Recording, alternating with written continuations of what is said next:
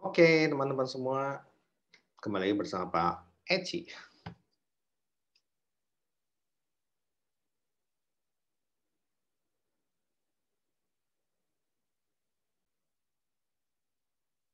Oke, teman-teman, kita akan bahas tentang poin yang keempat, yaitu principal agent relationship, ya.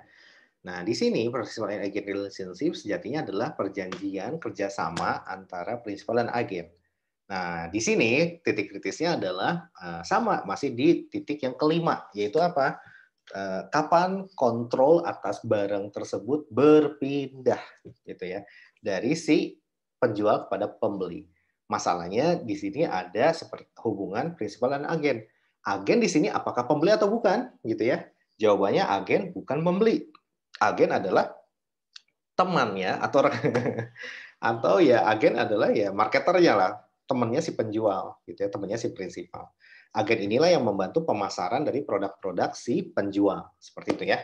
Nah, sehingga agen posisinya bukan sebagai pembeli dari produk-produknya si prinsipal, gitu loh maksudnya ya. Nah, oke. Nah, di sini kalau ada dalam suatu transaksi ternyata kita harus kenali dulu kondisinya. Oh, kondisinya ini si pembeli itu sebagai agen atau betul-betul sebagai pembeli ya, end user gitu. Nah, kalau ternyata dia sebagai agen, maka ketika prinsipal atau penjual mengalihkan barang ke agen, itu tidak dicatat sebagai penjualan ya, tapi sebagai konsinyasi atau titipan doang gitu ya. Nah, itulah konsep principal and agent. Ya, jadi agen sekali lagi bukan pembeli. Sehingga apa? Kalau kedudukannya sebagai agen ketika prinsipal atau penjual mengirimkan barang ke agen, maka prinsipal atau si penjual tidak mencatat penjualan. Kenapa? Karena kontrol atau pengendalian belum ada yang berpindah gitu loh. Masih berpindahnya kepada agen aja dan agen bukan pembeli ya.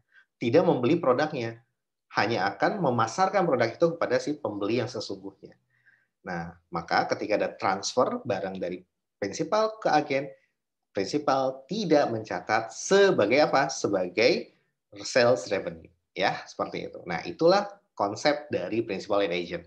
Masih berbicara tentang poin kelima dari 5 tahap pengakuan pendapatan. Yaitu apa? Tahap kelimanya, kapan pendapatan diakui? Yaitu ketika kontrolnya berpindah.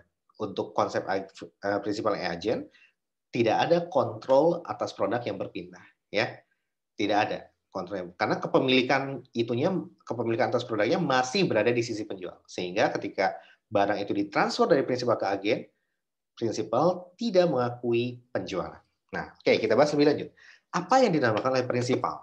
Prinsipal itu adalah entitas yang mengendalikan barang atau jasa tertentu sebelum barang dialihkan kepada pelanggan. Nah, maksudnya apa? Si pemilik barang sesungguhnya itulah prinsipal. Nah, prinsipal mempekerjakan si agen untuk apa? Untuk memasarkan produk-produk dia, gitu ya. Nah, seperti jadi ketika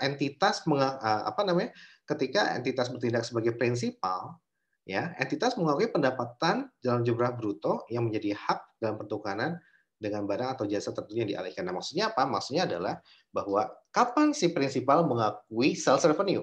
Bukan pada saat barang itu dipindahin dari prinsipal ke agen, tetapi apa pada saat kapan?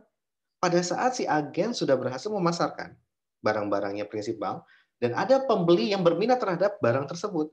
Dan pembeli tersebut beli langsung, agen gue beli dong barangnya. Nah, sama agen dikirimin tuh barangnya. Nah, seperti itu ya. Nah, ketika barangnya dikirimin oleh agen, agen menerima pembayaran dari si pembeli. Nanti si agen sebagai perantara, ya, dia akan ngasih duit tersebut ke bosnya, ke penjual gitu ya, ke si bosnya atau si prinsipalnya gitu ya.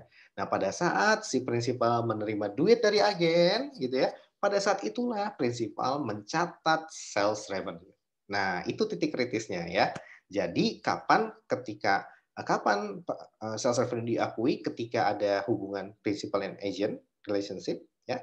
Ketika bukan pada saat barang dikirimkan ke agen, tapi pada saat duit sudah diterima dari si agen ya. Kenapa demikian? Karena ketika duit sudah diterima berarti barang sudah dijual oleh agen kepada si pembeli gitu ya. Nah, itu titik kritisnya, bukan pada saat pertama kali barang dikirimin, tetapi pada saat apa? Pada saat si agen ngirimin duit ke kita, kita menerima uang hasil penjualan yang dilakukan oleh si agen kita. Nah, itulah prinsipal ya. Sekarang apa yang dimaksud dengan agen? Agen itu adalah apa? Agen itu merupakan bawahannya prinsipal gitu loh. Ya, jadi merupakan apa? Dia anak buahnya prinsipal. Orang yang dipekerjakan atau entitas yang dipekerjakan oleh prinsipal untuk apa? Untuk memasarkan produk-produknya. Seperti marketer gitu ya. Ya, jadi mengatur penyediaan barang atau jasa tertentu oleh pihak lain. Jadi dia yang memasarkan produknya prinsipal. Ketika ada yang order, dia akan ngirimin barangnya, gitu ya. Seperti itu. Nah, maka apa haknya si agen ya ketika dipekerjakan oleh si prinsipal? Haknya adalah dia mendapatkan commission fee atau komisi penjualan atas barang yang sudah berhasil dia jual kepada si pembeli. Nah, itulah agen ya. Jadi kalau prinsipal itu sebagai bosnya, agen itu sebagai anak buahnya yang tugasnya adalah memasarkan produk-produknya prinsipal. Agen berhak mendapatkan commission fee atau komisi penjualan. Seperti itu ya. Nah, contohnya ya travel agent, kemudian voucher ya, perusahaan voucher yang memfasilitasi penjualan berbagai voucher seperti voucher makanan untuk restoran seafood. Nah, seperti ini ya.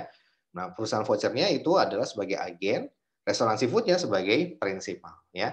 Kalau travel agent, jadi perusahaan travelnya itu sebagai agen. Nah, ya, kemudian tugasnya agennya apa? Memfasilitasi pemesanan tiket kapal pesiar dalam rangka mencari pelanggan untuk perusahaan kapal pesiar. Nah, dalam hal ini si perusahaan travelnya sebagai agen, kapal pesiarnya sebagai prinsipal. Perusahaan yang menyediakan kapal pesiarnya ya itu sebagai prinsipal. Nah, seperti itu ya. Jadi kesimpulannya adalah kapan pendapatan diakui oleh prinsipal? Ketika apa? Ketika prinsipal menerima duit hasil penjualan oleh si agen. Nah, dan si agen pun berhak mendapatkan apa? Komisi penjualan atas apa yang sudah dia lakukan berupa pemasaran atas produk-produknya si prinsipal. Itu saja tentang principal agent relationship. Kita akan bahas lebih lanjut pada video berikutnya tentang konsinyasi. Terima kasih.